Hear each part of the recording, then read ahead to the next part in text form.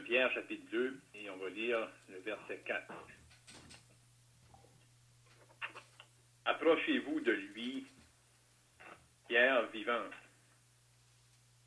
rejetée par les hommes, mais choisie et précieuse devant Dieu.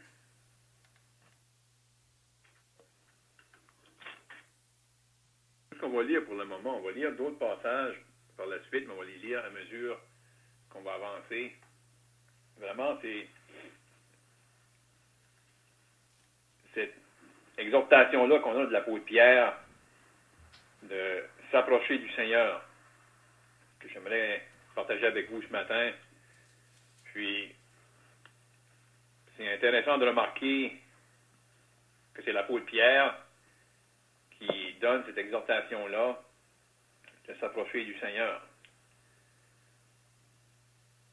On sait que Pierre, un temps, s'est éloigné du Seigneur. Et en s'éloignant du Seigneur, il s'est approché de certaines personnes qui étaient autour d'un feu. C'est dans ces circonstances-là que Pierre a renié le Seigneur. Donc Pierre connaît ou a connu la réalité de s'éloigner du Seigneur. Puis il a connu la restauration. Il a connu la réalité de s'approcher du Seigneur. Puis là, il nous exhorte, comme enfants de Dieu, à s'approcher du Seigneur. En disant, approchez-vous de lui, pierre vivante, rejetée par les hommes, mais choisie et précieuse devant Dieu. Le Seigneur Jésus qui avait été annoncé par les prophètes et de qui on pouvait dire la pierre qu'ont rejeté ceux qui bâtissaient est devenue la principale de langue. Et Pierre savait que la solution pour la préservation, la solution pour la croissance des croyants, la solution pour l'encouragement des croyants, c'était de s'approcher de lui. Comme mentionné, on va lire à différents endroits dans la parole de Dieu pour voir des différentes situations dans lesquelles les disciples se sont approchés du Seigneur. Comme on vient de mentionner, il y a plusieurs raisons, il y a plusieurs choses qu'on peut ressortir ou qu'on va pouvoir expérimenter en étant près du Seigneur. J'aimerais donc maintenant lire dans Jean chapitre 1. Jean chapitre 1, et on va lire les versets 38 et 39.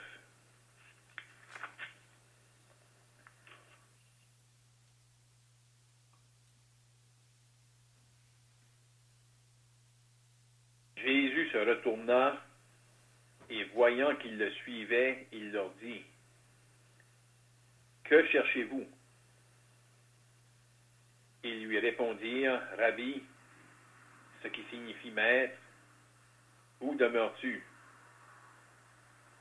« Venez, leur dit-il, et voyez. » Ils allèrent et ils virent où il demeurait. Et ils restèrent auprès de lui ce jour-là. C'était environ la 10e heure.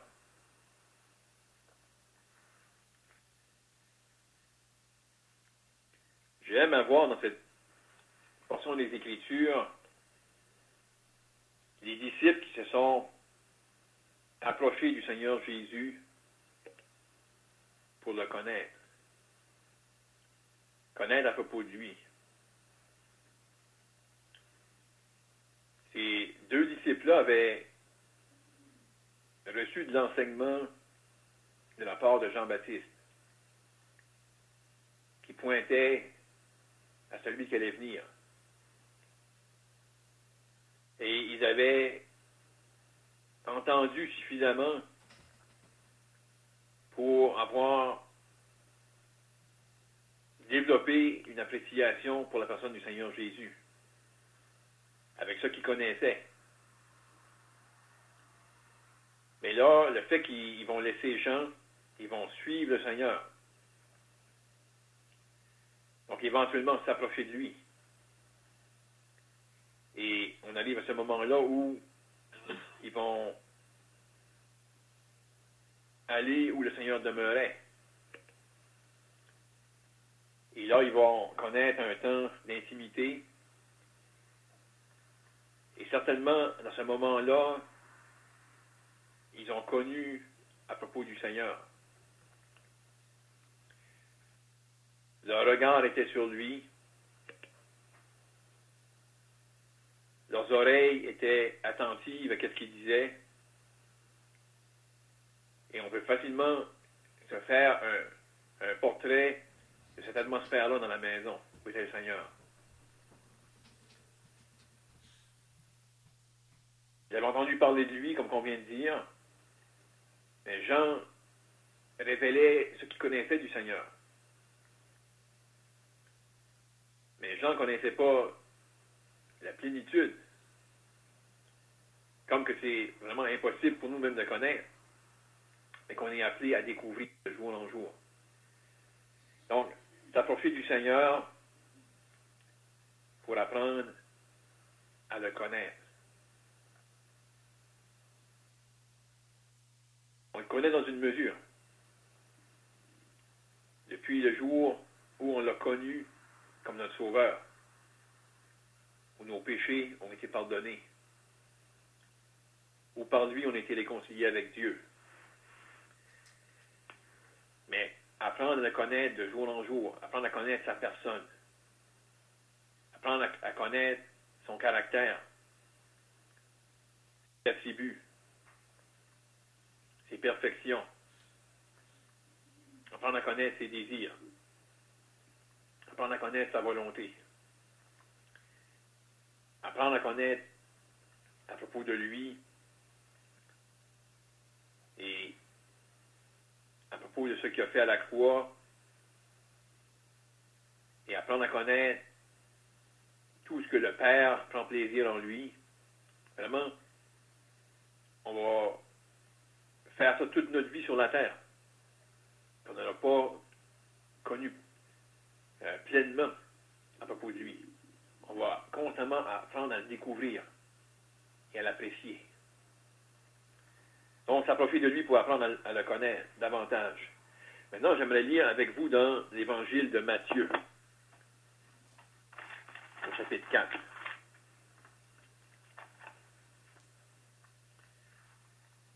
Matthieu, chapitre 4, et on va lire à partir du verset 19.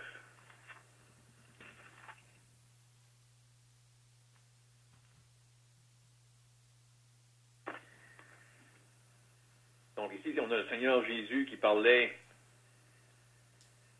à Pierre et André, et on peut dire, il leur dit, suivez-moi, et je vous ferai pêcheurs d'hommes.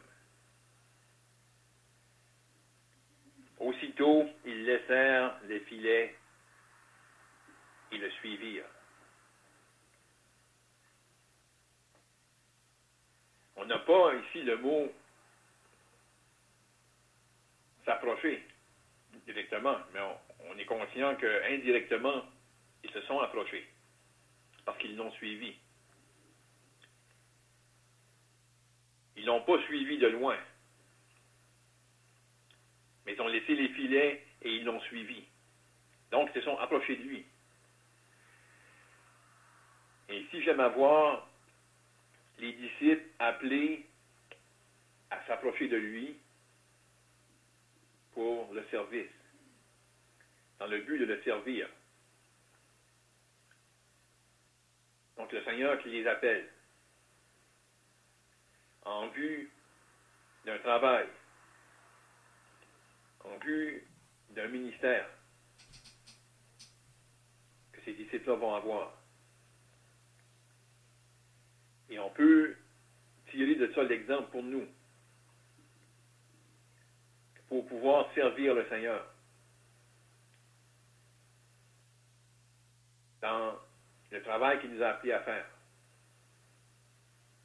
il faut s'approcher de lui. S'approcher de lui pour connaître pleinement le travail qu'on a à faire pour lui. Mais vraiment s'approcher de lui aussi dans le travail, parce qu'on sait que tout ce qu'on va pouvoir faire, ça va être par lui. On ne peut rien faire par nous autres-mêmes. Mais en étant près de lui, ça va devenir de plus en plus clair. Qu'est-ce que le Seigneur veut qu'on fasse pour lui?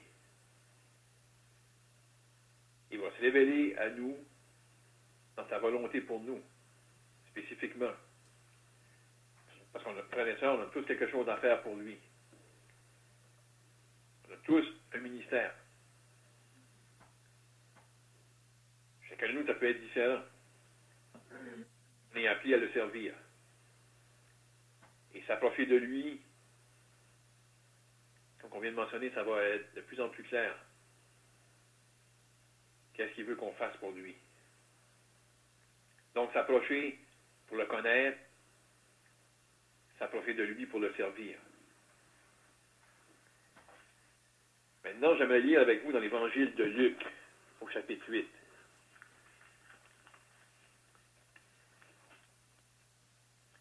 Luc chapitre 8 et le verset 22.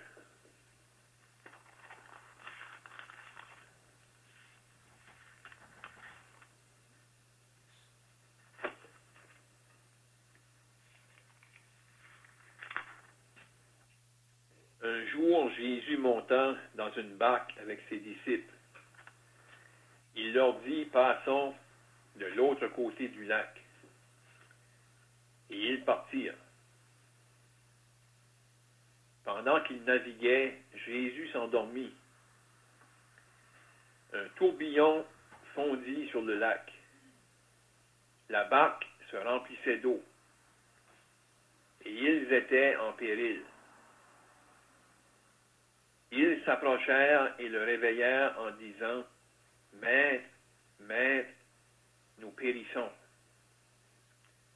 S'étant réveillé, il menaça le vent et les flots, qui s'apaisèrent, et le calme revint.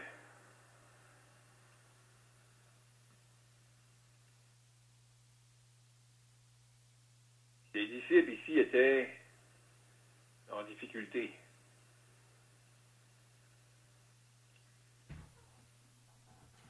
Ça nous dit qu'ils étaient en péril.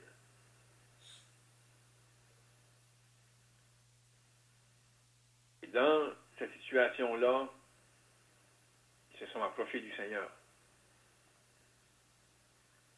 On sait qu'ici, le Seigneur a reproché leur manque de foi. Les gens de peu de foi. Où est votre foi?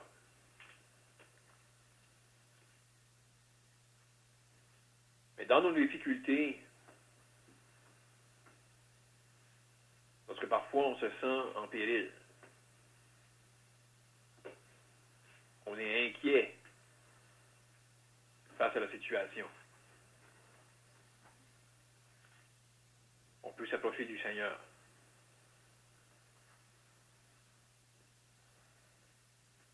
Celui qui est tout-puissant. Celui, comme on peut lire ici, par des paroles a pu calmer la tempête. Dans nos difficultés,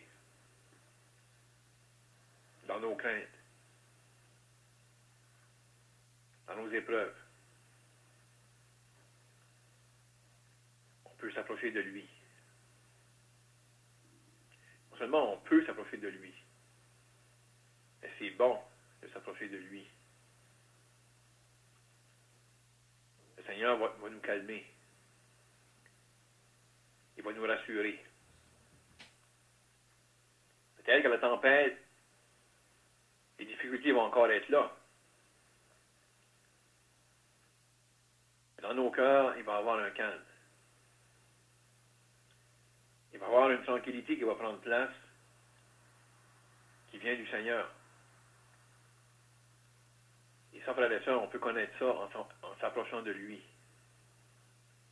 Lui peut nous calmer. Lui peut tranquilliser nos esprits dans les difficultés, dans les épreuves. Et vraiment, qu'est-ce qu'on voit là, les disciples, qu'est-ce qu'ils ont fait? Ils se sont approchés du Seigneur. Et quand on pense à ce verset-là, on peut penser à cet auteur de l'Épître aux Hébreux nous exhorte au chapitre 4 au verset 16.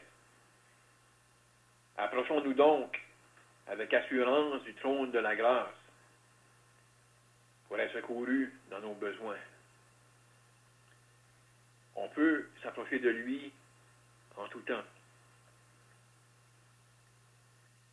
Et parfois, les difficultés peuvent être devant nous et peut-être que pour d'autres, ils ne verraient pas ça comme des difficultés. Mais si on est dans une circonstance et on trouve ça difficile, si on est dans une circonstance, puis peut-être on est dans l'angoisse, notre cœur est troublé, on peut s'approcher de lui en tout temps. Et comme on a mentionné, lui, il peut tranquilliser nos cœurs. Donc, s'approcher de lui pour le connaître, s'approcher de lui pour notre service, s'approcher de lui dans nos difficultés. Maintenant, on pourrait lire dans l'Évangile de Jean au chapitre 19.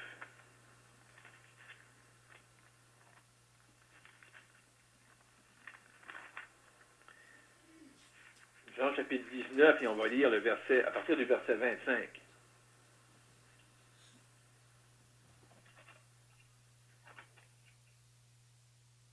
Près de la croix de Jésus se tenaient sa mère et la sœur de sa mère, Marie, femme de Clopas, et Marie de Magdala.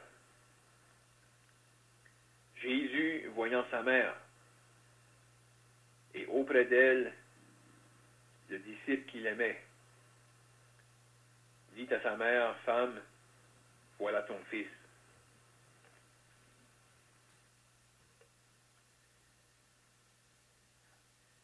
Ici, on a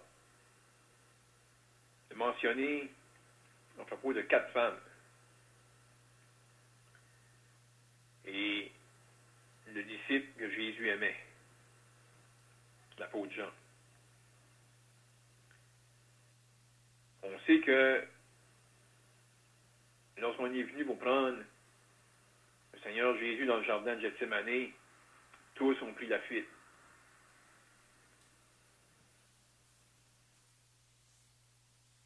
Là, on voit un des disciples qui s'est approché de la croix avec la mère du Seigneur Jésus, sa sœur, Marie, femme de Clopas, et Marie de Magdala.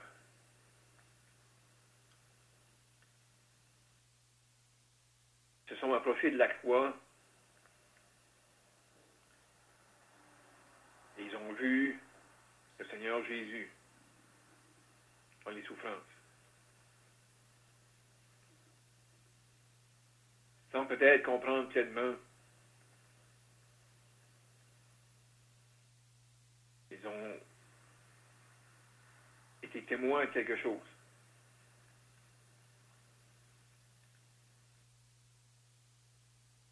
Le Seigneur Jésus, à la croix, avait subi la torture des hommes. À la croix du Calvaire, le Seigneur Jésus connaissait le jugement de Dieu, comme on a entendu ce matin à propos de nos péchés. Les disciples-là ont pu voir un Seigneur souffrant. Seigneur qui était là à cause de nos péchés. Ils ont pu contempler le Sauveur. Mais avoir une conscience à propos des souffrances du Seigneur Jésus. Vraiment, j'aime avoir ici s'approcher de la croix. Pour méditer. Pour être appelé. Qu'est-ce que le Seigneur Jésus a dû connaître?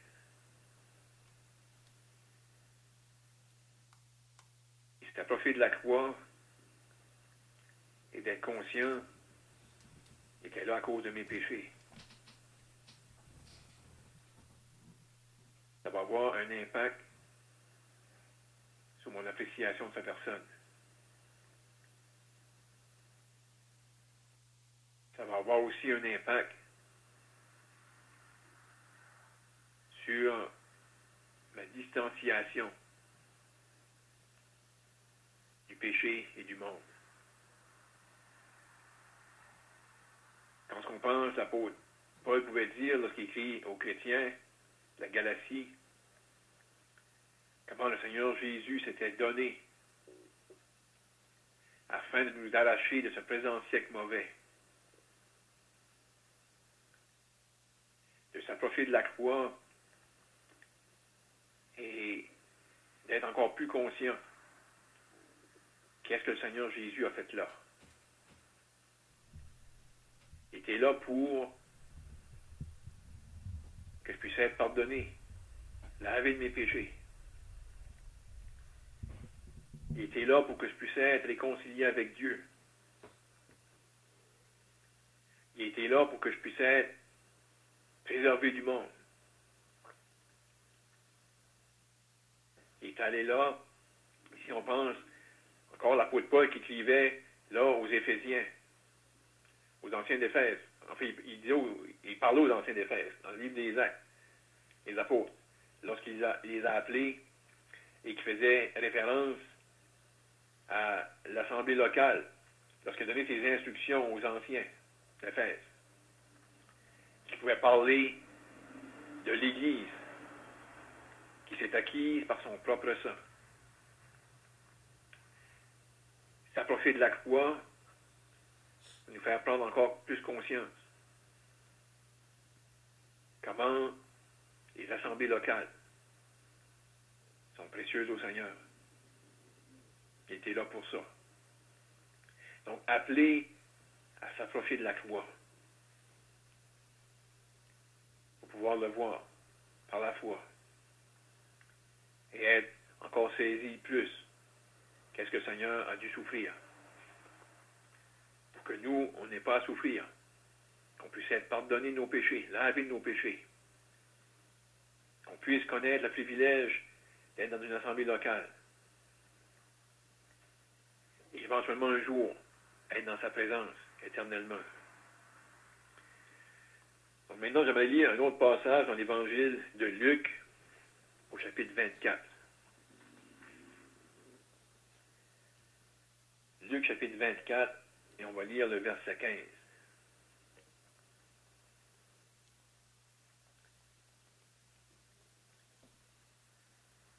Là, ici, on voit le Seigneur qui s'approche. Ça veut dire, pendant qu'il parlait et discutait, Jésus s'approcha et fit route avec eux.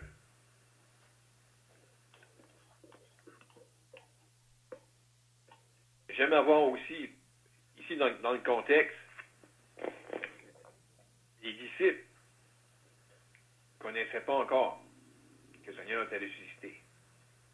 Donc pour eux, de chercher à s'approcher du Seigneur, pour eux, le Seigneur était mort. Et là, le Seigneur s'approche de ses deux disciples. Et on connaît tous la fin de cette histoire-là, qu'est-ce qui a été l'effet sur les disciples. Ici, ici, on voit les disciples dans la tristesse, dans le découragement.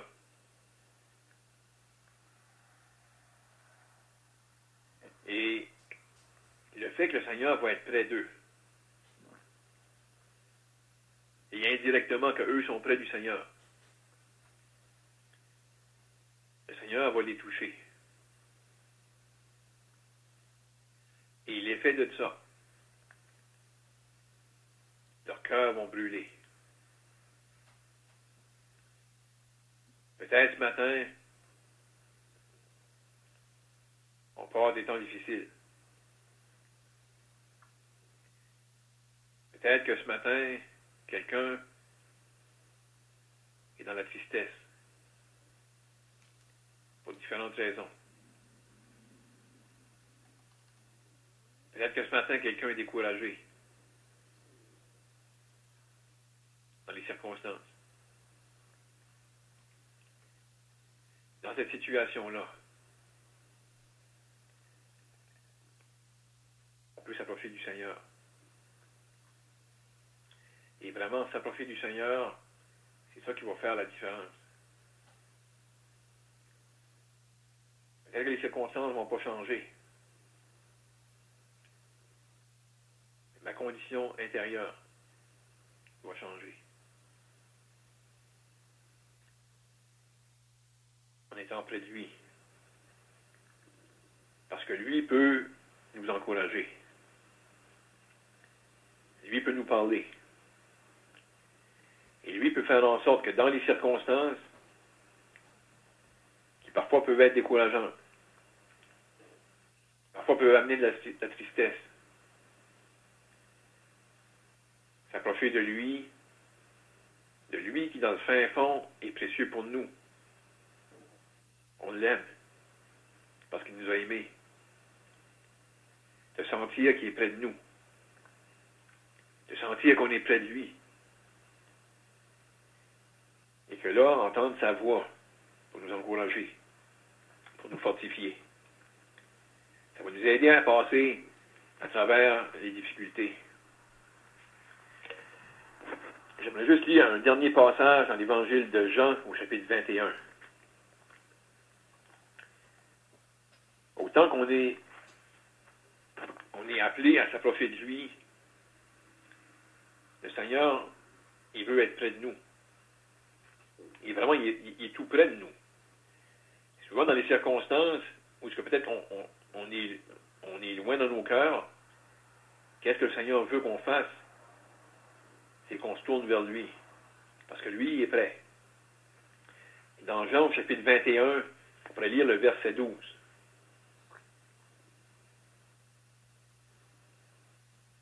On peut lire, Jésus leur dit, venez manger. Pour moi, ici, le Seigneur Jésus exprime, par cette occasion-là, par un repas, on sait que partager un repas, finalement, on partage un repas avec des gens qu'on aime, avec des gens qu'on a quelque chose en commun.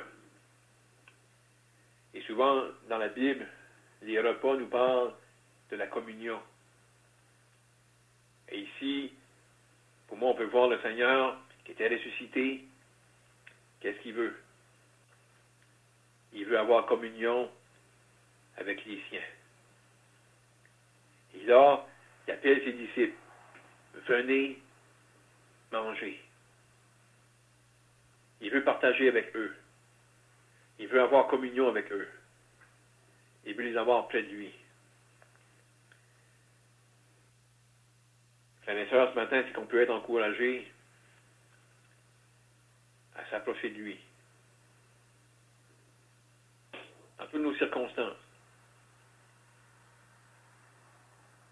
Que ce soit pour partager un temps d'intimité avec lui, que ce soit pour être encouragé lorsqu'on est découragé,